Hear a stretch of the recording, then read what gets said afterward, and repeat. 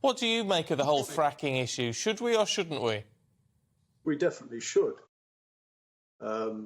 It's funny you've been talking about bricklaying and flintlaying. I spent my entire working life in the building industry.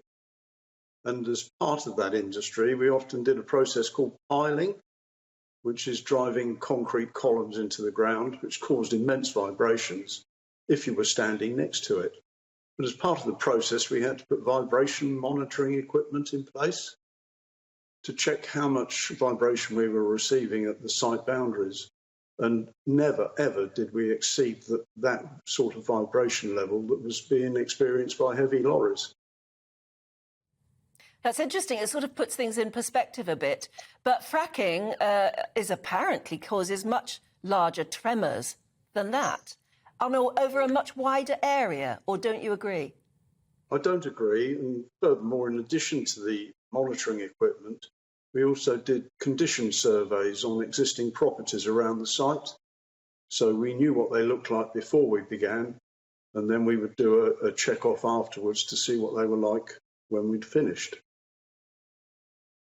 What about the NIMBY issue? Because I don't think where you are, Fred, I don't think there are any proposed sites, are there? I mean, would you have a different perspective if one was being planned 10 miles down the road? Stephen, if there was gas in my garden, they could come and get it out tomorrow in return for free energy. The NIMBYism issue should not be allowed to dictate what a national resource is allowed to do or not do. But there is still real confusion amongst the scientists on this, isn't there? Some say it is very dangerous, some say it causes tremors, mini earthquakes, if you like, and some say not. Who are we meant to believe, and how will there ever be consensus? Well, what in life do we ever get consensus on? There's inevitably two sides to every story. But I prefer to believe the people like the boss of Quadrilla, who says he can get gas out of the ground in 6 months and knows his business inside out.